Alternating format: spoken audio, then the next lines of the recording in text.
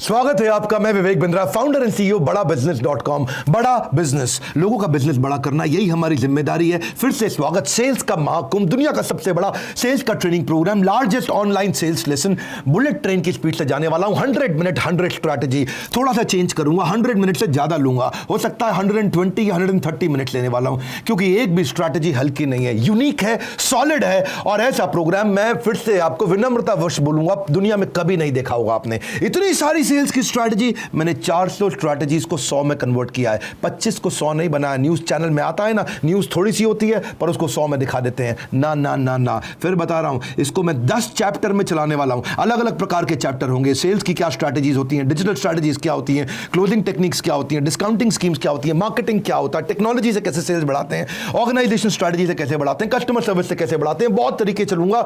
100 topics लेने वाले, जबरदस्त होगा, स्पीड से चलेंगे। नोट्स बनाइएगा, ऐसे सोचिए जैसे आप स्टेडियम में मेरे साथ बैठे हैं और मैं भी आप सबको ऐसे ही देख रहा हूं। ये लाइव प्रोग्राम गेम चेंज करने वाला है। गुरु और कृष्ण के आशीर्वाद के साथ मैं भगवद गीता से इस प्रोग्राम को शुरू करने वाला हूं। 4थे अध्याय का 40वां श्लोक सीधा सेल्स पे है। अज्ञ च श्रद्धानाश्च संशयात्मा विनश्यति, नायम लोको अस्ति ना परा ना सुखम संशयात्मना। कृष्ण क्या कहते हैं गीता में? अज्ञ अश्रद्धा, अज्ञ मतलब ज्ञान की कमी, अश्रद्धा मतलब फेथ कन्विक्शन की कमी। जिसके साथ में ये दो चीजें हैं, जिसको ज्ञान की कमी प्रोडक्ट के बारे में, जिसको फेथ कन्विक्शन की कमी अपने प्रोडक्ट के बारे में, संशयात्मा विनश्यति, ऐसा आदमी सेल्स कभी नहीं कर सकता।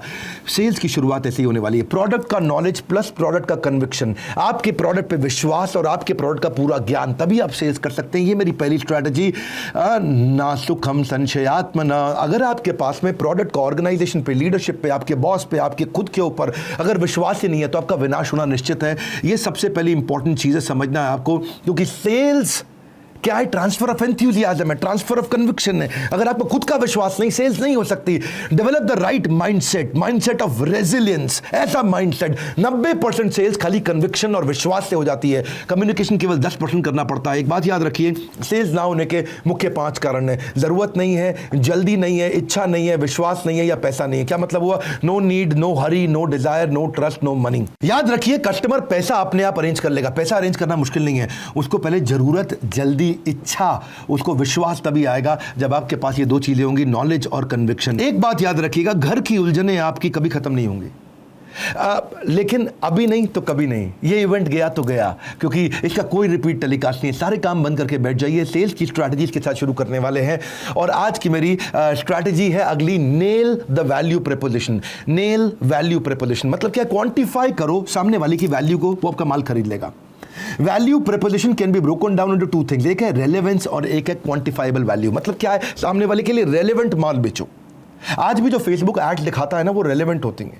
फेसबुक किसी की भी ऐड दिखाता है, मुझको ट्रेनिंग इंडस्ट्री की दिखाता है, कोई ये सेमिनार कर रहा है, कोई वो सेमिनार कर रहा है, फेसबुक मुझे उसी तरह की ऐड दिखाता है। फेसबुक जानता है मेरे लिए इंटरेस्टिंग चीज़ क्या है, मैं क्या देखना चाहता हूँ। फेसबुक मेरे को बिग बॉस नहीं दिखाता है, सावधान इंडिया नहीं दिखाता है, आलतू फालतू आइटम नहीं दिखाता है, टिकटॉक तो मुझको कभी भी नहीं दिखाता है। रेलेवेंस इंपॉर्टेंट है और उसके बाद सामने वाले के लिए वैल्यू को क्वांटिफाई कर दो। इसको अपॉर्चुनिटी क्लोज अप्रोच भी बोलते हैं, अपॉर्चुनिटी कॉस्ट क्लोज अप्रोच। क्या मतलब होता है अपॉर्चुनिटी कॉस्ट? सामने वाले को बता दो, भैया तूने ये नहीं खरीदा कि इसकी कॉस्ट ऑफ बाइंग प्रोडक्ट उतनी ज्यादा नहीं है जितनी कॉस्ट ऑफ लूजिंग प्रोडक्ट होगा। अगर तूने नहीं खरीदा तुझे ज्यादा महंगा पड़ेगा, ये खरीदने पे ज्यादा महंगा नहीं पड़ेगा। क्यों? क्योंकि मैं क्या करने वाला हूं, मैं जैसे मान लो अगर मेरी सॉफ्टवेयर कंपनी है, मैं HDFC को सॉफ्टवेयर बेच रहा हूं, तो उसको क्या बोलूंगा? भाई साहब मेरा सॉफ्टवेयर हिंदी में है तो आप हिंदी की एक्स्ट्रा मार्केट कवर कर लोगे। मेरा सॉफ्टवेयर ऐसा है कि आपकी मैन पावर की कॉस्ट कम कर दूंगा, मैं पूरा टेक्नोलॉजी पर काम होएगा। मेरा सॉफ्टवेयर ऐसा है कि मैं आपका टाइम बचा लूँगा, आप ज़्यादा काम कर सकोगे, टर्न अराउंड टाइम बढ़ जाएगा। मेरा सॉफ्टवेयर ऐसा है कि आप ज़्यादा कस्टमर को हैंडल कर पाओगे। मेरा सॉफ्टवेयर ऐसा है कि आप गाँव तक जा सकते हो, आप पंजाब नेशनल बैंक और SBI का कस्टमर HDFC को मिल जाएगा। मैं सामने वाले को लेगा, भाई इसका सॉफ्टवेयर तो खाली 1 करोड़ का है लेकिन मुझे धंधा 25 करोड़ रुपये का फालतू ला के दे रहा है। इसको बोलते हैं TCO, total cost of ownership. इसका मतलब क्या हुआ कि क्लाइंट का जो टोटल कॉस्ट ऑफ ओनरशिप है वो बाद में कम हो जाता है। आप कितना बेनिफिट दे रहे हैं कस्टमर को। मेरी बात थोड़ा इसको आसान करता हूं, आपने सामने वाले का कितना खर्चा घटाया, आपने उसे कितने रुपए का लाभ दिलाया, आपने उसे कितने रुपए के नए कस्टमर दिला दिए, आपने उसे कितने रुपए की ब्रांडिंग इंप्रूव कर दी, आपने उसे कितने रुपए का एम्प्लॉय सेटिस्फैक्शन बढ़ा दिया, आपने उसे कितने रुपए की प्रोडक्टिविटी बढ़ा दी, उसको कितने रुपए का नया कस्टमर ला के दिया, उसका कितने रुपए का बिजनेस स्केल कर दिया, उसका कितना मार्केट शेयर बड़ा कर दिया। सेलिंग का मतलब ही यही है कि आप सामने वाले को वैल्यू क्रिएट करके दोगे। जितना वैल्यू क्रिएट करोगे उतना फायदा होगा। अगली strategy lead scoring. Lead scoring से आपको यह पता चलता है कि ये जो लीड है, ये कस्टमर है, ये काम का है भी कि नहीं है। इसको थर्मामीटर क्लोज अप्रोच भी बोलते हैं। एक थर्मामीटर लगा के चेक करो कि ये कस्टमर मेरे काम का है कि नहीं है, क्योंकि ये बहुत ज्यादा ऑब्जेक्शन वाला कस्टमर है तो मेरे काम का नहीं है। आप on scale of 1 to 10 her customer को नंबर देना चाहिए, रेटिंग देना चाहिए, जिससे पता चलता है हॉट, वार्म या कोल्ड। हर एक लीड को एक स्कोर देना चाहिए, क्योंकि हर एक आदमी पे समय लगाना ही नहीं है आपको। तो कस्टमर को रैंकिंग दे दो, ये सारे हॉट रैंकिंग वाले कस्टमर है, ये सारे वार्म रैंकिंग वाले, इनके साथ ये बात करना, ये कोल्ड वाले इनको हटा दो, इनको बाहर कर दो। इससे प्रायोरिटाइज कर सकते हो आप अपने सारे के सारे प्रॉस्पेक्ट को। और यहां पे ये पता चल जाता है कि मैं किसके साथ ज्यादा मेहनत करूं। इसको बोलते हैं SQL, सेल्स क्वालिफाइड लीड। ये वो प्रोस्पेक्टिव कस्टमर है जिसके साथ आप ज्यादा समय लगाएंगे। इसको आप अपने CRM पे या अपने कंप्यूटर पे, अपनी एक्सेल पे रेड, येलो, ग्रीन कलर भी दे दो। रेड कस्टमर मतलब बाहर करो, येलो कस्टमर मतलब इसमें ज्यादा समय लगाओ, ग्रीन कस्टमर ये वो है जो तुरंत खरीद सकता है। ये आपको प्लानिंग में मदद करता है आपके फॉलोअप के लिए। इसी के साथ मैं मूव कर रहा हूं मेरी नेक्स्ट स्ट्रैटेजी पे, जिसको बोलते हैं AHT, एवरेज हैंडलिंग टाइम। ये एवरेज हैंडलिंग टाइम का मतलब है एक कस्टमर पे कितना समय लगाना चाहिए। एवरेज निकाल लो उसका।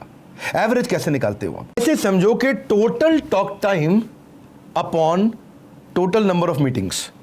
भाई टोटल टॉक टाइम यानी कि आपने 10 घंटे लोगों से साथ लगाए और नंबर ऑफ मीटिंग कितनी करी? 10 मीटिंग करी, यानी कि एवरेज हैंडलिंग टाइम AHT आपका 1 घंटे का आ गया। इसका एक बेंचमार्किंग कर लो, क्या एक कस्टमर पे 1 घंटा लगाना चाहिए कि नहीं लगाना चाहिए? अगर आपने बेंचमार्किंग करी कि एक कस्टमर पे ज़्यादा से ज़्यादा 30 मिनट लगाने चाहिए, अगर आपकी छोटी छोटी कॉल्स पे फ़ोन होती है, बात होती है, तो हो सकता है कि एक कस्टमर पे 4 मिनट या 5 मिनट का एवरेज टाइम आना चाहिए। कुछ कस्टमर 10 मिनट लेंगे, कुछ 0 लेंगे, लेकिन एवरेज का स्टैंडर्ड बन जाना चाहिए। इससे क्या होगा, जितना ज़्यादा आप ऑप्टिमाइज करोगे, यानी कि बेकार कस्टमर के साथ समय मत लगाओ कर आओ चाय पिए, आपको पता है उसने कुछ खरीदना ही नहीं है, अरे बैठिए तो ऐसा बैठा रहा आपको पता है उसने कुछ नहीं खरीदना, अरे तनिक बैठिए बात तो करे, थोड़ा बतियाइए, ये योगी सरकार कैसन काम कर रही है, अब समय बेकार हो रहा है इसमें। अगर एवरेज हैंडलिंग टाइम कम कर लो तो आप ज़्यादा लोगों से मिल सकते हो, कॉम्प्रोमाइज़ नहीं करोगे अपनी क्वालिटी को, अच्छे कस्टमर एक्सपीरियंस की तरफ बढ़ सकते हो। आप ये अपने एम्प्लॉयज़ को ट्रेनिंग दीजिए, अच्छे से ट्रेनिंग दीजिए कि कितनी बात करनी ठीक रहेगी। आप ज़बरदस्ती फटाफट बात ना करें, मैं नहीं बोल रहा कि फटाफट बात खत्म करें, पर थोड़ा ट्रेनिंग करने से आप उनको लो AHT, लो एवरेज हैंडलिंग टाइप का गाइडेंस दे सकते हैं। आप उनकी मीटिंग्स को, उनकी कॉल्स को रिकॉर्ड करके सुन सकते हैं, उनको सारी इन्फॉर्मेशन अगर पहले से तैयारी करके दे दें। देखो जितनी ज़्यादा फालतू बात करेंगे, चांसेस आप उतने कम लोगों से बात कर पाएंगे, उतना ज़्यादा नुकसान होगा। इसलिए रिक्रूट करिए ऐसे लोगों को जो इफेक्टिव बात कर सकें, उनकी परफॉर्मेंस को मॉनिटर करिए, उनके मार्केटिंग मटेरियल को पहले ही उनको दे दीजिए, सारी इन्फॉर्मेशन पहले ही दे दीजिए ताकि वो सेव कर सकें टाइम को। ऐसा नहीं कि वो क्लाइंट के पास बैठने के बाद ढूंढ रहे हैं भाई ईमेल कहाँ मिलेगा, भाई प्रपोजल कहाँ मिलेगा, भाई ब्रोशर कहाँ मिलेगा, सामान ढूंढ रहे हैं। आप सब चीज़ें पहले ही रेडी रखोगे, देखो आप you don't get a second chance to make the first impression. तो सारे FAQ जितने भी तरह के क्वेश्चन कस्टमर पूछता है, अगर उसकी तैयारी पहले से ही कर लें तो आपको कभी दिक्कत नहीं आएगी। अगला है परचेज एक्शन रेशियो, ये बहुत इंपॉर्टेंट स्ट्रैटेजी है। ये क्या है, इससे कैसे आप बढ़ाते हो? ज्यादातर लोग सारी एडवर्टीजमेंट पे पैसा खर्च कर देते हैं। कंपनीज जितने बड़े ब्रांड्स हैं वो अवेयरनेस पे पैसा खर्च कर देते हैं, अपील करने पे पैसा खर्च कर देते हैं। पर ये 4 स्टेज समझो, अवेयर, अपील, आस्क और एक्ट। आप एडवर्टीजमेंट कर रहे हो, लोग अवेयर तो हो रहे हैं, लेकिन एक्ट का मतलब आपका माल नहीं खरीद रहे। इसमें 2 चीजें इंपॉर्टेंट हैं, या तो अपनी टीम की सेल्स की ट्रेनिंग दो, तो लोग जानते हैं, आते हैं, पूछते हैं, लेकिन खरीदते नहीं। तो क्यों नहीं खरीदते? आपकी टीम की ट्रेनिंग अच्छी नहीं है। या फिर उनको कंटेंट रीमार्केटिंग करो, उनको व्हाट्सएप पे किसी प्रकार से इन्फोग्राफिक से कुछ अच्छे अच्छे कंटेंट भेजो, तब वो ज़्यादा खरीद सकते हैं। अगली स्ट्रैटेजी क्या है? Band sales technique. बैंड का मतलब है बजट, अथॉरिटी, नीड्स और टाइमलाइन। बैंड का मेन मकसद क्या है? ये पता लगाना कि कस्टमर काम का है भी कि नहीं है। कई बार आप लोगों से मिलते हो तो उनकी 4 चीज़ें चेक करो। जब भी कोई माल बेचना है 4 चीज़ें चेक करो। उसके बाद बजट है कि नहीं है, ये डिसीजन ले सकता है कि नहीं ले सकता है, इसके बाद अथॉरिटी है कि नहीं है, तीसरी चीज़ इसको ज़रूरत भी है कि नहीं है, हो सकता है इसके बाद बजट हो, अथॉरिटी लेकिन ज़रूरत ही ना हो, और चौथी चीज़ अगर ये खरीदेगा तो कब खरीदेगा, ये भी पता लगाओ उससे। ज़्यादातर लोगों से क्वेश्चन करो कि आप ये सेल्स का डिसीजन कब तक लेना चाहते हैं, आप ये फ्लैट अपार्टमेंट कब तक खरीदना चाहते हैं, आप हमारा सॉफ्टवेयर कब तक लगाना चाहते हैं, जब आप ये 4 चीज़ें पता लगा लोगे, अगर उसका बजट भी नहीं है, उसके पास अथॉरिटी भी नहीं है, उसको उतनी ज़्यादा ज़रूरत भी नहीं है और खरीदेगा भी आज से 2 महीने बाद, 4 महीने बाद, 6 महीने बाद, ऐसे कस्टमर पे समय मत लगाओ। बैंड एक टेक्निक है जिससे समझ में आ जाता है आपको। इससे आपको सेल्स क्वालिफाइड लीड पर ही समय लगाएंगे, इससे आपकी सेल्स की इफेक्टिवनेस बढ़ेगी। आप उनके कॉमन पेन पॉइंट्स पे आप काम कर सकते हैं, यानी कि एक ही प्रकार के कस्टमर पे काम करें, हर बार नए प्रकार के कस्टमर के पीछे मत भागें, नीश मार्केट के पीछे भागें, क्योंकि आपको मालूम है इनका बैंड ठीक है, यानी कि इसके बाद बजट भी है, अथॉरिटी भी है, नीड भी है, टाइमलाइन भी है। एक ही प्रकार के कस्टमर को फाइनलाइज करो। मार्ग ईआरपी ने यही किया। एफएमसीजी इंडस्ट्री के अंदर पूरी तरह घुस गए, सारे रिटेलर को माल बेचना शुरू कर दिया क्योंकि उनका बैंड है। फार्मा के अंदर घुस गए, सारे रिटेलर को माल बेचना शुरू कर दिया क्योंकि उनका बैंड है। अगला है कम्युनिटी पार्टनरशिप। कम्युनिटी पार्टनरशिप जबरदस्त स्ट्रैटेजी है। कम्युनिटी बहुत पावरफुल चीज है। बनिया समाज, जैन समाज, जाति, धर्म, डॉक्टर, टीचर, बिजनेसमैन, प्रोफेशन, ये सब कम्युनिटीज है। अगर कम्युनिटी आपके साथ जुड़ जाए, वो आपके साथ पार्टनर बन जाए तो बात बन जाएगी। मैंने गुजरातियों पे वीडियो बनाया, उन्होंने सब जगह फैला दिया, उसको बोलते हैं कम्युनिटी पार्टनरशिप। फूड लवर जो थे जोमेटो के, वो एक प्लेटफॉर्म पे आए और पहले खाली रेटिंग देने आया करते थे, फूड की नॉलेज के लिए आया करते थे, रिव्यू प्लेटफॉर्म था। बाद में उन्होंने उसको और बड़ा कर दिया और एक्चुअली इसको कमर्शियल बिजनेस भी बना दिया। एप्पल भी बेसिकली कम्युनिटी पे काम करता है। क्या है? जिसको क्लासी और अप मार्केट कम्युनिटी है उन्हीं को माल बेचता है। स्टारबक्स भी एक कम्युनिटी को माल बेचता है, केवल स्टार्टअप ओनर्स को बोलता है आओ बैठो, कॉफी पियो मत पियो, लेकिन वाईफाई आपके लिए फ्री है। स्टारबक्स यूथ के लिए काम करता है, आओ बैठो, वाईफाई यूज करो, कॉफी पियो मत पियो। ऐसे ही बड़ा बिजनेस भी एंटरप्रेन्योर और एंटरप्रेन्योर के लिए काम करता है, हम हर एक के लिए काम नहीं करते। ये प्रोग्राम अगर आप बिजनेस के लिए सीरियस है तो ये रामबाण साबित होने वाला है। कम्युनिटी के साथ पार्टनर करने में मैं एक और उदाहरण देना चाहता हूं, AIOCD, all Indian origin chemist and distributors. ये एक ऑल इंडिया केमिस्ट एसोसिएशन जिसमें 8.5 लाख केमिस्ट जुड़े हुए हैं। ये 729 डिस्ट्रिक्ट 28 राज्यों के अंदर हमारे देश की लगभग, देश ही नहीं दुनिया की लगभग सबसे बड़ी संस्थाओं में से एक है और इसको बोलते हैं कम्युनिटी पार्टनरशिप के। इस कम्युनिटी के आज काफ़ी लोग, आज आप हमारे वेबिनार को अटेंड कर रहे हैं। इसके अलावा मैं दूसरा उदाहरण दूंगा कम्युनिटी पार्टनरशिप के अंदर, अखिल भारतीय या अखिल भारतवर्षीय महेश्वरी युवा संगठन का। अखिल भारतवर्षीय महेश्वरी युवा संगठन एक ऐसा संगठन है जो समाज के लोगों को उनकी प्रतिभा को बड़ा मंच प्रदान करता है और ज़रूरतमंद परिवारों के साथ में खड़ा रहता है। आप लोगों ने भी आकर के हमारे इवेंट को ज्वाइन किया, इसी को बोलते हैं कम्युनिटी पार्टनरशिप। इसलिए केवल उन पे काम करिए, वो कम्युनिटी पे काम करिए जो कम्युनिटी आप में इंटरेस्टेड हो सकती है। देखिए मेरी बात समझिए, शेर का शिकार करने के लिए आप चिड़ियाघर नहीं जाना होता, शेर का शिकार करने के लिए जंगल जाना होता है, आपको जाकर के देखना है। और देखिए कम्युनिटी में आप पूरी कम्युनिटी को उठाएंगे तो वो आपको उठा देगी। If you want to lift yourself, lift someone else, everyone is moving forward together, then success will take care of itself. तो आप कम्युनिटी को साथ लेकर के चलो। अगली स्ट्रैटेजी है B2B मेडिक सेल्स टेक्निक, जिसका भी B2B बिजनेस है उसको काम आएगी। ये मेडिक क्या होता है? Metrics, economic buyer, decision maker, decision criteria और डिसीजन प्रोसेस, ये 4 चीजें होती हैं। यानी कि ये भी एक क्वालिफिकेशन प्रोसेस की टेक्निक है, कॉम्प्लेक्स एंटरप्राइज सेल्स में बड़ा काम आता है। अगर आप किसी को माल बेचना चाहते हो, 4 चीजें चेक करो। अगर किसी कंपनी को माल बेचना चाहते हो, किसी बड़े ब्रांड को माल बेचना चाहते हो, 4 चीजें चेक करो। मैट्रिक्स, मैट्रिक्स का मतलब मेरे इस माल को बेचने पे इस पे कितना इकोनॉमिक इंपैक्ट आएगा, कितने रुपए का फायदा दे सकता हूं मैं इसको, कितने रुपए का मैं इसका घाटा बचा सकता हूं, वो हो गया मैट्रिक्स। मैट्रिक्स मतलब नंबर चेक कर लो। दूसरा, इसमें इकोनॉमिक बायर कौन है? ME। इकोनॉमिक बायर का मतलब कि ये इतनी बड़ी कंपनी है लेकिन कौन से डिपार्टमेंट के आदमी के पास बजट है इस माल को खरीदने का? परचेज डिपार्टमेंट लेता है, प्रोडक्शन डिपार्टमेंट लेता है, मार्केटिंग डिपार्टमेंट खरीदता है या CEO चेयरमैन खुद खरीदता है? इकोनॉमिक बायर कौन है, इसका पता लगाओ उस कंपनी में। अगला है डिसीजन क्राइटेरिया, वो डिसीजन किस बिहाफ पे लेंगे, यानी कि उनका इवैल्यूएशन क्राइटेरिया क्या है, कैसे वो वेंडर अपना चूज करेंगे जिससे उनको माल खरीदना है। और अगला है डिसीजन प्रोसेस।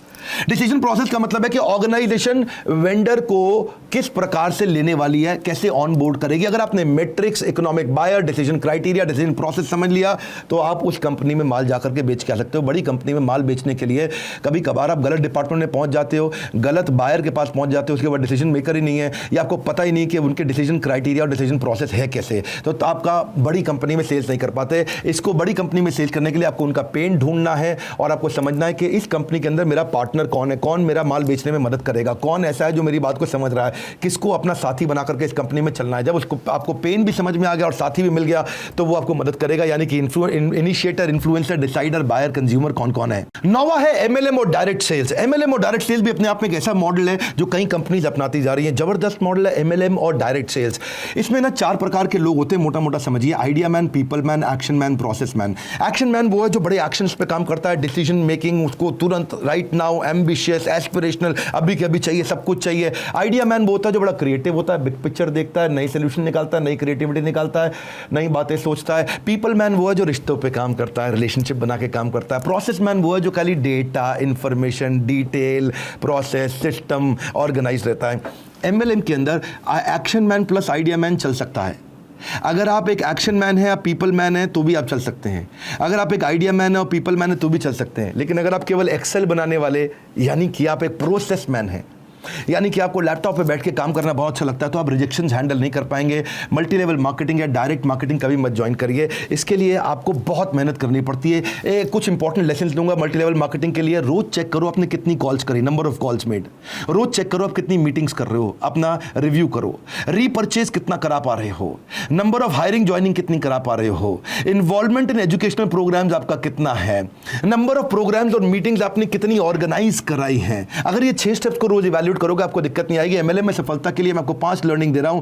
एक, आपके अपलाइन के प्रति बिहेवियर बहुत अच्छा होना चाहिए। दूसरा, सेल्समैन मत बनो, बिजनेसमैन बनो। कोई भी आईबीसी है, एमएलएम है या डायरेक्ट मार्केटिंग है, इंश्योरेंस सेल्स है, don't behave like a salesman, behave like a businessman. अपने बिजनेस को पूरे बिजनेस की तरह खड़े करो और लर्निंग पर कंटिन्यूअस फोकस, ये तीसरा पॉइंट। चौथा है प्रोडक्ट के ऊपर खूब कन्विक्शन रखो। पांचवा है अपना स्कोर बोर्ड बनाओ। एक बात बड़ी सिंपल है, अनाज की खेती करोगे 4 महीने आपको सफलता मिल सकती है, उससे ज्यादा नहीं मिलेगी। लेकिन अगर आम की खेती कर दी तो जिंदगी भर आम लगता रहता है। आम ऐसा नहीं है एक बार आएगा, आम तो सालों साल आता रहता है। इसी तरह बिजनेस को ऐसे ही बिल्ड करो। नेटवर्क मार्केटिंग में नेटवर्क पहले है, मार्केटिंग बाद में, यानी कि नेटवर्क बड़ा करो। नेटवर्क मार्केटिंग में नेटवर्क पहले है, मार्केटिंग बाद में। नेटवर्क बड़ा करो, फिर कोई दिक्कत नहीं है। दुनिया के सारे अमीर लोग अपने नेटवर्क को बिल्ड करते हैं और दुनिया के सारे गरीब लोग केवल नौकरियों में लगे रह जाते हैं। अगला है रिसर्च बिफोर रीचिंग। ये क्या चीज है? Research before reaching. जाने से पहले खूब रिसर्च करो, उसके बारे में पता लगाओ। प्री कॉल्ड रिसर्च मुश्किल नहीं होती है। हर कस्टमर से मिलने के बाद उसका बेसिक रिसर्च कर लो, उसका ट्विटर देख लो, उसका लिंक्डइन देख लो, उसका फेसबुक देख लो, उसकी वेबसाइट देख लो, उसके ब्लॉग्स देख लो, उसके फाइनेंशियल स्टेटमेंट देख लो। ये सब जानने से आपको उसकी नीड असेसमेंट का पता चलेगा, उसके पेन पॉइंट का पता चलेगा। Research before reaching. ऐसे मत जाओ मिलने के लिए, अचानक मीटिंग पे नहीं जाते हैं। कंज्यूमर एम्पैथी बोलते हैं, इससे आपको समझ में आएगा कस्टमर को चाहिए क्या है। डिजाइन थिंकिंग, आप डिजाइन बना सकोगे उसके अपने माइंड के अंदर कि actually over a period of time इसको किस किस किस किस जर्नी में कहां क्या तकलीफें आएंगी, उन तकलीफों का डिजाइन क्रिएट करके अपने प्रोडक्ट को प्लान कर सकते हो।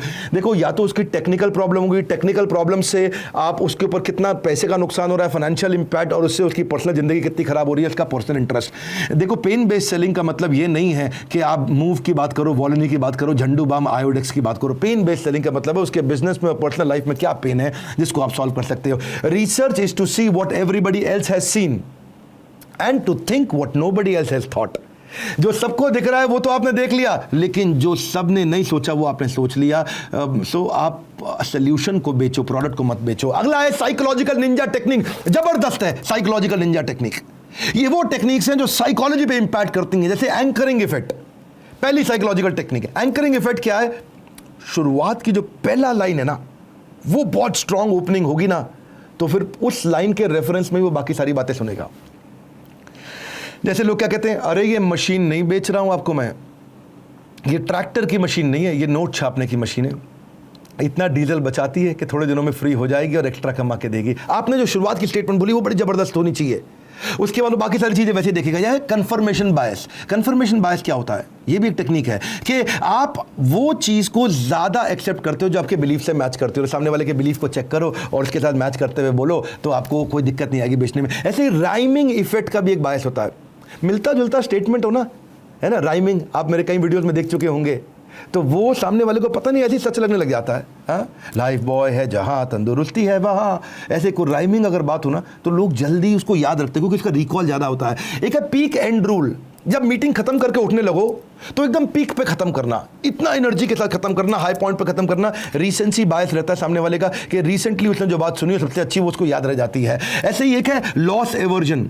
सामने वाले को बताओ प्रोडक्ट खोने का नुकसान क्या है, लोग क्या गेन करेंगे उसको में ज़्यादा इंटरेस्टेड नहीं है, लोग क्या खो देंगे अपनी ज़िंदगी में उसका दुख ज़्यादा होता है। सर्वाइवरशिप बायस, ये कई प्रकार के हैं। सर्वाइवरशिप बायस क्या है?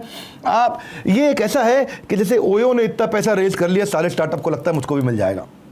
ऐसे नहीं होता है। मैं उससे ज़रा, क्योंकि समय की कमी है, डीकॉय इफेक्ट पे आ रहा हूँ। डीकॉय इफेक्ट क्या होता है? ये वो है चॉइस मैनेजमेंट। कस्टमर को जब आपने कोई माल बेचना हो ना, तो पहले उसको खराब क्वालिटी की चीज़ उसको महंगी दिखा दो और अच्छी क्वालिटी की चीज़ भी महंगी दिखा दो, या कम क्वांटिटी की चीज़ महंगी दिखा दो और ज़्यादा क्वांटिटी की चीज़ महंगी दिखा दो, तो वो ये अपने आप खरीद लेगा। सिनेमा हॉल में होता है ना, आपको 80 रुपये का छोटा पॉपकॉर्न, 100 रुपये का इतना बड़ा पॉपकॉर्न, आदमी को लगता है सस्ता मिल रहा 100 वाला, ये ले लो। आधा लीटर की बोतल 80 रुपये की, 1 लीटर की बोतल 100 रुपये की, आदमी इसको खरीद लेता है। यानी कि सामने वाले को कंफ्यूज कर दो, एक ऑप्शन इतनी खराब दिखाओ और एक ऑप्शन जो बेचनी है वो दिखाओ। इसको बोलते हैं चॉइस मैनेजमेंट। अगली स्ट्रैटेजी है people buy emotionally and justify rationally. लोग इमोशन से खरीदते हैं और बाद में जस्टिफिकेशन लॉजिक से करते हैं। एक बात याद रखना, दुनिया के सारे डिसीजंस में सबसे बड़ा रीजन लॉजिक नहीं होता है, इमोशन होता है। आपका सेल्स मैसेज, आपका प्रेजेंटेशन हमेशा ऐसा होना चाहिए जो सामने वाले के इमोशन पे इंपैक्ट करे। Greed, fear, humanity, envy, pride, shame, ये सब बड़े स्ट्रॉन्ग इमोशंस हैं। सारे के सारे थीम्स, सारे बड़े बड़े ब्रांड्स यही करते हैं। जैसे माउंटेन ड्यू थ्रिल का इमोशन देता है, डर के आगे जीत है। एमसील, एक टपकती बूंद आपकी जिंदगी बदल सकती है, उसको बोलते हैं फियर ऑफ मिसिंग आउट। भैया ये निकल गया तो दिक्कत। ऐसे ही मास्टर कार्ड, सर्फ एक्सेल, दाग अच्छे, ये सब क्या है, बड़े स्ट्रॉन्ग इमोशंस की कहीं ना कहीं बात करते हैं। People don't buy for logical reason, they buy for emotional reason. याद रखिएगा इस पॉइंट को। एक सोल सेटिस्फाइंग इमोशन मिल जाए उसको दर्जनों लॉजिकल फैक्ट तेरे हुस्न दा सोहणिए गुलाम। को। अगला है assign top representative to high value territories. ये बहुत इंपॉर्टेंट है। ज्यादातर लोग गलती क्या करते हैं, जिस जगह पे धंधा नहीं चल रहा वहां पे सबसे अच्छे आदमी को भेज देते हैं। जिस मार्केट में, जिस टेरिटरी में, जिस डिस्ट्रीब्यूटर के पास, जिस रिटेलर के पास, जिस कस्टमर के पास माल नहीं बिक रहा, वहां सबसे अच्छे आदमी को भेज देते हैं। बिल्कुल गलत तरीका है। सबसे अच्छे कस्टमर के पास सबसे अच्छा आदमी लगाना चाहिए, क्योंकि फिर वो और नर्चर होकर और ज्यादा बड़ा हो जाता है। जिस टेरिटरी पे आपका माल सबसे अच्छा बिक रहा है वहां सबसे ज्यादा आदमी लगाइए। एक बात बताएं, हार्ट का ऑपरेशन करना है वो क्रिटिकल चीज है, उसको रामू काका से नहीं करवाओगे, उसको सबसे अच्छे डॉक्टर से कराओगे। जहां सबसे बड़ी ग्रोथ आती है वहां सबसे इंपॉर्टेंट आदमी लगाना चाहिए। इसी को बोलते हैं परेटो प्रिंसिपल। आपके 20% क्लाइंट आपको 80% रेवेन्यू देते हैं, तो यानी कि उस 20% क्लाइंट पर सबसे अच्छी मैन पावर लगाओ। बहुत लोग गलती कर जाते हैं, जिस मार्केट में धंधा हो ही नहीं रहा वहां सबसे ज्यादा इंटेलिजेंट आदमी लगा दिया, भाई तू निकाल के ला यहां से। ना ना ना ना, हल्के आदमी से धीरे धीरे शुरू कराओ, जब वहां ग्रो करे तो और इंटेलिजेंट आदमी लगा दो। जितना ज्यादा क्रिटिकल एरिया है उतनी ज्यादा केपेबल मैन पावर आपको चाहिए। इसको याद रखिएगा। एनालिटिकल आदमी लगाओ जो रैपो बिल्ड कर सके जाके कस्टमर से। मेरी भी कुछ मार्केट ऐसी है जहां पे मेरा बिजनेस बहुत ज्यादा ग्रो करता है, मैं वहां और इंटेलिजेंट लोग लगा दिए। नर्चर करते हैं वो जाके क्लाइंट्स को, डिसीजन मेकर को। उसके पास पोटेंशियल, परफॉर्मेंस, स्किल, विल होना चाहिए, तभी उसको केपेबल मैन पावर माना जाएगा। अगली स्ट्रैटेजी जैब जैब जैब हुक। इसको बोलते हैं गिव क्यूब आस्क। क्या मतलब हुआ जैब जैब जैब का? मतलब हुआ, एक वो बॉक्सर के ऊपर किताब लिखी थी जिल रोले ने। वो क्या बोले, एक अच्छा बॉक्सर क्या करता है, पहले 3 बारी जैब करेगा, ऐसे जैब जैब जैब करेगा, है ना, ऐसा ऐसा हाथ दिखाएगा और बाद में अचानक ठॉक हुक करेगा, क्योंकि इससे वो कंफ्यूजन क्रिएट करता है। ऐसे ही आपको भी अगर सामने वाले को अगर कुछ माल बेचना है तो पहले उसको दो, गिव गिव गिव, इतना दे दो कि रिलेशनशिप बन जाए, इमोशनल बैंक अकाउंट आपका बिल्ड हो जाए। एक तो फाइनेंशियल बैंक अकाउंट है, एक इमोशंस का, रिश्तों का भी बैंक अकाउंट होता है। कृष्ण भी कहते हैं ये यथा माम प्रपद्यन्ते ताम सतैव भजाम्यहम्, कि लॉ ऑफ इंक्रीजिंग रिटर्न, जब आप दोगे उससे ज़्यादा तो आपको मिलेगा, उससे भी कहीं ज़्यादा जो ज़्यादा आपने दिया था। यानी कि ज़्यादा दो, शुरू में रिलेशनशिप बिल्ड करो, give give give then ask. ऐसे ही हम भी अपने यूट्यूब चैनल पर करते हैं, पहले पूरा वीडियो देते हैं, लास्ट में बोलते हैं भाई सब्सक्राइब करना चाहो तो आप कर सकते हो। इसी से अगर आप कस्टमर की हेल्प करोगे तो आप अपने बिजनेस की हेल्प कर रहे हो। वही तरीका है, सॉल्व अ प्रॉब्लम और अचीव अ गोल। दो में से एक काम कर लो, सामने वाले के तो प्रॉब्लम सॉल्व कर दो या गोल अचीव करा दो। अगला मॉडल है स्पैंको। पावरफुल स्ट्रैटेजी है स्पैंको। बेसिकली ये आइडिया देता है कि आपका कौन सा कस्टमर इस समय कौन सी स्टेज पे है। अलग अलग प्रकार की स्टेज होती हैं, suspect, prospect, approach, negotiate, close और ऑर्डर। ये 6 स्टेजेस होती हैं। ये प्लानिंग में काम आता है आपको। आप अपने सीआरएम में या एक्सेल में हमेशा सेव करके रखिए। एक्सेल का जमाना तो गया, अब तो सीआरएम लोग लगा के रखते हैं, और उसमें सेव करके रखिए कि सस्पेक्ट और प्रोस्पेक्ट का मतलब है, सस्पेक्ट मतलब है इतने सारे लोगों की लिस्ट बनाओ, प्रोस्पेक्ट का मतलब इतने लोगों से आप मिलने गए, अप्रोच का मतलब उनसे मीटिंग हो गया, नेगोशिएट का मतलब है नेगोशिएशन चल रही है। तो कुछ कस्टमर आपके अप्रोच की स्टेज पे होंगे, वो नेगोशिएशन और प्रपोजल की बात नहीं कर रहे, कुछ नेगोशिएशन की स्टेज पे हैं, माल नहीं खरीद रहे, कुछ क्लोज तो कर दिया, हाँ जी दे दूंगा, लेकिन फाइनल ऑर्डर नहीं दे रहे हैं, और कुछ ऐसे हैं कि जी आप उनसे मिलने गए लेकिन वो मीटिंग ही नहीं दे रहे आपको। तो हर एक का अलग अलग आप बकेट कर दो, पूरी सेल्स फनल को बकेट कर दो। ये आपकी कम्युनिकेशन स्ट्रैटेजी बनाने में मदद करेगा कि प्रोस्पेक्ट वालों से मैं इस तरह बात करूंगा, अप्रोच वालों से मैं इस तरह बात करूंगा, जिससे मैं नेगोशिएशन कर रहा हूं उनको मैं ये भेजूंगा, जो क्लोजिंग पे आ गया उनके साथ ये करूंगा, जिसने ऑर्डर दे दिया उनसे रेफरेंस मांग लूंगा, और रेफरेंस भैया तुमने खरीदा, तुमको फायदा हुआ, अब मैं दूसरों को भी भेजूं। 16वीं स्ट्रैटेजी, रिन्यू ओल्ड रिलेशनशिप। एक बात याद रखिएगा, पुराने कस्टमर के साथ धंधा करना 7 गुना सस्ता पड़ता है, नए कस्टमर के साथ धंधा करना 7 गुना महंगा पड़ता है। पुराने रिलेशनशिप्स को रिवाइव करो, ये बहुत ईजी है उन्हीं के साथ बिजनेस करना, उनके साथ कम्युनिकेशंस वापस बिल्ड करो, उनसे रेफरेंस मांगो, उनसे रिटर्न रेफरेंसेस लो, उनकी लाइफ में कुछ और नई वैल्यू क्रिएट करने की कोशिश करो, पुराने डेटा को नया जीवन दो। आपका जो बिल्कुल बेकार लीड है उसको चलो छोड़ दो, मैं नहीं बोल रहा कि बिल्कुल बेकार लीड को पकड़ो, जो सेल्स क्वालिफाइड लीड नहीं है उसको तो हटा ही दो, लेकिन सेल्स पर्सन को जाकर के पहले पता करना चाहिए इसने छोड़ा क्यों था मेरे को कस्टमर ने, ये कस्टमर क्यों रिपीट नहीं आया था, वो जानूं। ये देखो कि ये पहले इसके कौन कौन इसके टच में था, इस कस्टमर के, इसकी हिस्ट्री क्या है इस कस्टमर की हमारे साथ में, उसके बारे में जानकारी लेकर के उससे फिर से बात करो। पुराना कस्टमर एक बार वापस आएगा तो बात आपकी बनेगी। याद रखिएगा, अगर पुराने कस्टमर को सीधा ही फोन करके माल बेचने की कोशिश करोगे तो फिर तो it's a huge turn off, फिर तो स्विच ऑफ हो जाएगा, बिल्कुल बात नहीं करेगा। कॉन्वर्सेशन को रोलिंग करो, उनसे रिलेशनशिप बनाओ। ओल्ड लीड्स के साथ में अगर आपने सेल्स शुरू कर दी तो कमाल कर दोगे आप। उनसे पूछ भी सकते हो कि भी आप आजकल हमसे क्यों डील नहीं कर रहे, क्या चल रहा है, पुराना एक्सपीरियंस कैसा रहा था। उसके साथ ऑप्ट इन पॉपअप भी ले सकते हो कि भाई एक काम करो, हम आपको आजकल व्हाट्सएप मैसेजेस या ईमेल आप चाहते हो कि हम आपको भेजते रहें, रिलेशनशिप वापस रिवाइव होगा। अगला है outreach your potential customer. Amazing भैया, इसको बोलते हैं लिस्ट बनाओ कैंपेन, यानी कि प्रॉस्पेक्ट की लिस्ट जरूर बनाया करो। बहुत बड़ी गलती लोग ये करते हैं कि अपनी लिस्ट को बड़ा नहीं करते, प्रॉस्पेक्ट को बड़ा नहीं करते। Making as many contacts as possible is the practical strategy of how to increase sales volume. बात सरल है, लीड्स इकट्ठी करो, ज्यादा से ज्यादा लीड्स लेकर के आओ, डायरेक्टरी से बनाओ, मेल ऑप्ट इन लिस्ट से लो, कोई नेटवर्किंग प्लेटफॉर्म से लो। You are out of business if you don't have a prospect. Lead बनाओ कैंपेन, लिस्ट बनाओ कैंपेन, लीड बढ़ाओ कैंपेन, लिस्ट बनाओ कैंपेन, कि एक कस्टमर बनाओ भाई, माल बेचने की कोशिश मत करो, बड़ी अच्छी लीड जनरेट करो। Lead generation is the foundation for cumulative conversion. अगली स्ट्रैटेजी, फॉलो अप का भूत। जैसे भूत चिपक जाता है किसी को, मेहंदीपुर बालाजी हनुमान मंदिर गए हो, वहां प्रेतराज सरकार देखे, लोग ऐसे हिलते रहते हैं गोल गोल गोल गोल, हाँ, भूत चिपक जाता है लोगों को। सुना है अपने बात, ऐसे ही फॉलो अप का भूत चिपका लो, ऐसा भूत चिपका लो, एक नियम बना लो, इतने फॉलो अप करूंगा मैं। अगर आपको सेल्स वॉल्यूम बढ़ाना है, थॉटफुल होना पड़ेगा आपको कि कैसे आप फॉलो अप ज्यादा करो। जितना फॉलो अप का इंफॉर्मेशन इमीडिएट करोगे मीटिंग के बाद, उतनी बात बढ़ेगी आपको। ये मोस्ट क्रूशियल है, इसको भूलना नहीं है आपको, फॉलो अप का भूत। Agent who don't follow up with their customers are leaving lot of money on table. ये समझ लो आप, अगर आपने फॉलो अप नहीं किए तो आप वहीं टेबल पे पैसे पड़े थे, आप छोड़ के आ गए। बात बड़ी सरल है कि कस्टमर उसी के साथ रुकता है जो हमेशा अवेलेबल रहता है। अवेलेबल रहो अपने कस्टमर के साथ। जितना follow up basically customer service की तरह है। टाइमली फॉलो अप का मतलब है टाइमली कन्वर्जन, इसलिए फॉलो अप का भूत चढ़ा दो अपने सर पे। मैंने भी देखा लाइफ में, जितने अच्छे स्ट्रॉन्ग फॉलो अप्स करते हैं उतना ज्यादा बात चलता है। थैंक यू ईमेल भेजो, बर्थडे एनिवर्सरी भेजो, कांग्रेचुलेशन भेजो, कॉन्डोलेंस, उसको वैल्यू क्रिएट करो हर फॉलो अप के अंदर। उससे पूछ भी लो कि भाई कैसे चाहते हो आपके साथ कैसे फॉलो अप करूं। इससे एक मीटिंग में और एफिशिएंसी आएगी। नो मैटर आपकी मीटिंग कितनी अच्छी रही हो, पर अगर आपने वहां पे क्लियर एक्शन प्लान नहीं बनाया, भाई मैं अगला स्टेप क्या है वो नहीं पूछा, तो आपका फॉलोअप बेकार है। आपका जो सेल्स क्वालिफाइड लीड है ना, याद रखिए पहले 24 घंटे तक उसमें पहुंच जाना चाहिए। सबसे बड़ी गलती लोग पता क्या करते हैं, एक कस्टमर के साथ बातचीत हो के आ गए, कस्टमर एकदम हॉट है, अब उसके बाद फॉलोअप नहीं किया और कस्टमर को माल चाहिए था। अब कस्टमर ने कॉम्पिटिशन को ढूंढना शुरू कर दिया, उसने मार्केट में चेक करने शुरू कर दिया, आपके रेटिंग रिव्यूज चेक करने शुरू कर दी, मार्केट में वीडियोस देखने शुरू कर दिए, उसने दूसरों से भी बात करनी शुरू कर दी।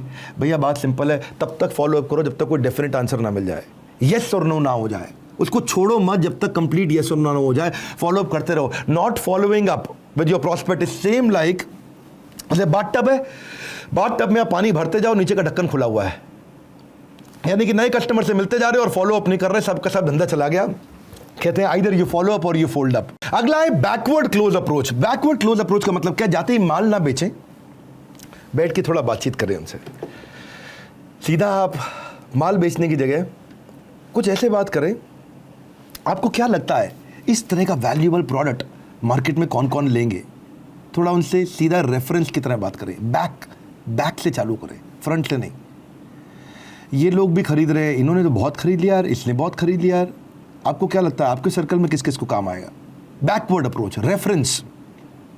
एक बात बताऊं, लोग रेफरेंस देते हैं, रेफरेंस को हम बोलते हैं रेफरेंस से रफ्तार। कभी भी किसी को माल बेचना, रेफरेंस जरूर मांग लेना, भाई सबसे आसान तरीका एंट्री मारने का। बहुत बड़ी गलती क्या करते हैं लोग, रेफरेंस नहीं मांगते, बोल रहा हूं नहीं मांगते। अगर आप सामने वाले को आपका प्रोडक्ट या सोल्यूशन पसंद है, वो रेफरेंस देगा। रेफरेंस देना फेवर नहीं है, वो खुद उनको लगता है यार ये मुझको स्पेशल ट्रीटमेंट देगा अगर मैं इसको रेफरेंस दे दूंगा। और आप उसको स्पेशल ट्रीटमेंट दोगे, उस स्पेशल ट्रीटमेंट के चलते वो आपको रेफरेंसेस देगा। आप उसको किसी प्रकार का इंसेंटिव भी दे दो, इंसेंटिव मतलब कैश नहीं, कुछ एक्स्ट्रा गिफ्ट दे दो, कुछ एक्स्ट्रा आइसक्रीम खिलाओ। बात समझ रहे हैं? आइसक्रीम का मतलब आपके प्रोडक्ट पोर्टफोलियो में से कुछ एक्स्ट्रा दे दो।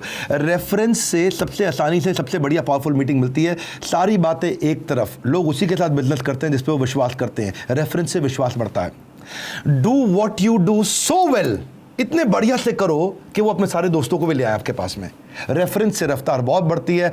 अगर आज मन चुराओगे तो आगे जाके जीवन में बहुत पछताओगे। एक बात बोलूं, इसका कोई रिपीट टेलीकास्ट नहीं है, मेरे साथ लगे रहिए। दूसरी स्ट्रैटेजी सारी डिजिटल की ले रहा हूं, brick and mortar to online.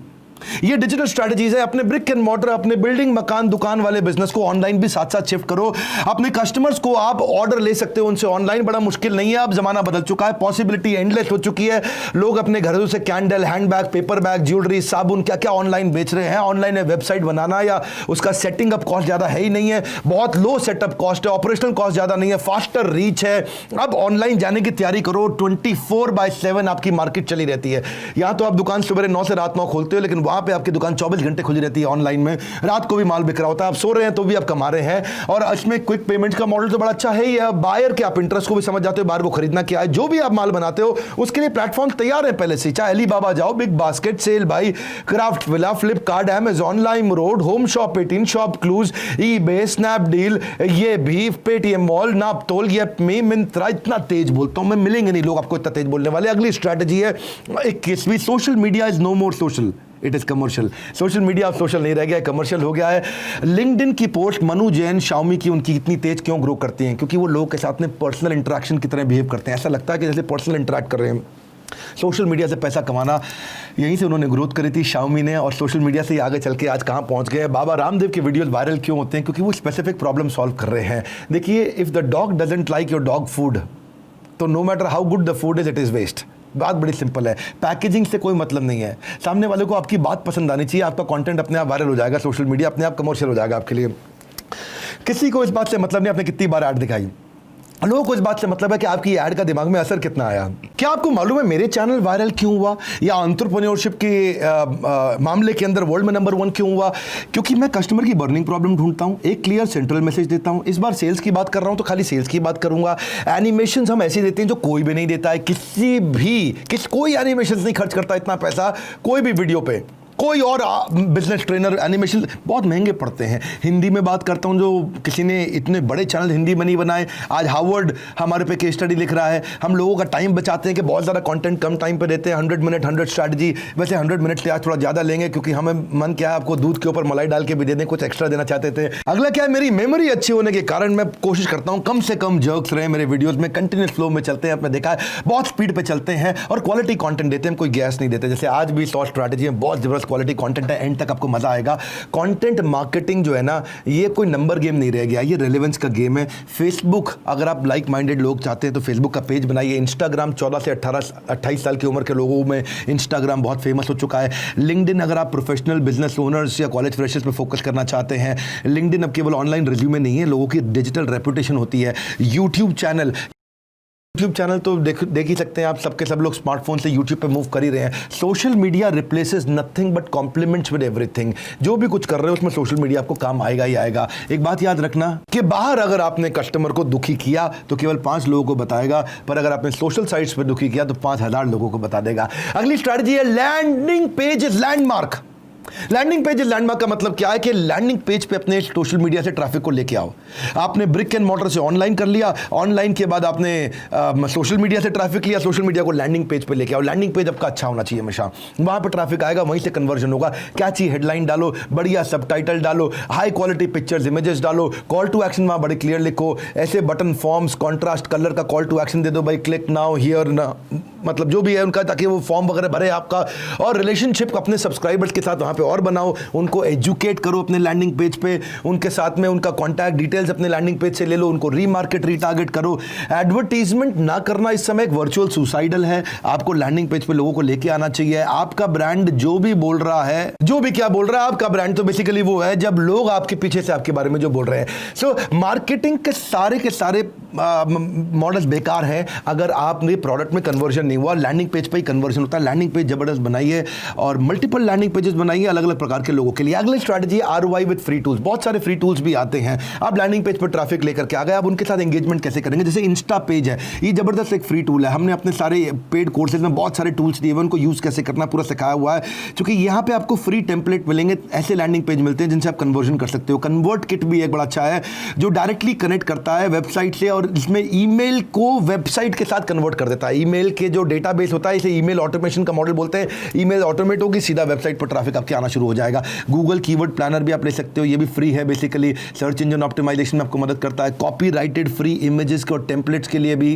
Canva बड़ा अच्छा मॉडल है आजकल। कैनवा क्या करता है, बेसिकली आपको इमेज और टेम्पलेट सोशल मीडिया के लिए फ्री में देता है बनाने के लिए। आप वीडियो के थंबनेल्स बना सकते हो, स्लाइड की प्रेजेंटेशंस बना सकते हो। कैनवा बहुत जबरदस्त है, हमने भी यूज करना शुरू किया। कॉर्पोरेट ईमेल आईडीज लीजिए अपनी, सीधा ऐसे ही जीमेल की आईडी मत लो, कुछ कॉर्पोरेट आईडीज अपनी बनाइए। और जैसे कंटेंट कैल भी है, इससे आपकी सोशल मीडिया की परफॉर्मेंस इंप्रूव होती है। आपकी पोस्ट को रिजेक्ट करना है कि अप्रूव करना है, दूसरे लोगों के सोशल मीडिया परफॉर्मेंस के बारे में पता चल जाता है। So good content is not about good story telling, it is about telling a true story well. आप अच्छी टेक्नोलॉजी के माध्यम से अच्छी स्टोरी बताइए और फिर अपने ब्रांड को वायरल करिए। ब्रांड वायरल कैसे जाते हैं?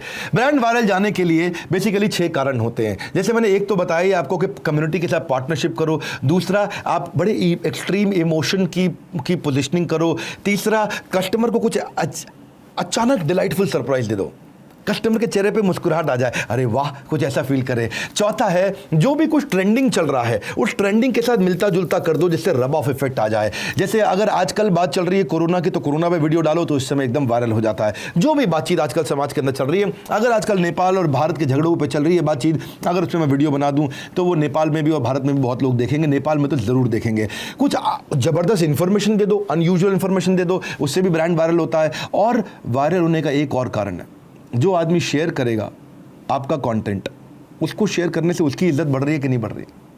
अगर उसको शेयर करने से उसकी इज्जत बढ़ रही है तो बहुत बात बन जाएगी। एक बात बोलूं आपको, नेचर कॉल को बोलो। अगर हो सकता है आपको जाने की इच्छा आ रही हो, उसको बोलो थोड़ा इंतजार करो, हाँ, क्योंकि इसका कोई रिपीट टेलीकास्ट नहीं है, अभी हम नहीं उठ सकते हैं। इसी के साथ मेरा पहला सेशन खत्म हुआ और मैं मूव कर रहा हूँ अगले सेशन पे। और अगला सेशन हम बात करेंगे डिजिटल सेल्स, जिसमें मैं सारे पॉइंट्स ऑफ डिजिटल सेल्स के बताने वाला हूँ। उसके बाद कन्वर्जन भी आएगा, क्लोजिंग भी आएगा, स्ट्रैटेजीज भी आएगा, किस प्रकार लोगों से बात करनी है, कैसे सेल्स को बढ़ानी है। ये 100 मिनट शॉर्ट स्ट्रैटेजी दोबारा नहीं मिलेंगी, इसका कोई रिपीट टेलीकास्ट नहीं है। बने रहिए मेरे साथ, एकदम गेम चेंज कर देंगे सारी डिजिटल सेल्स के अंदर भी।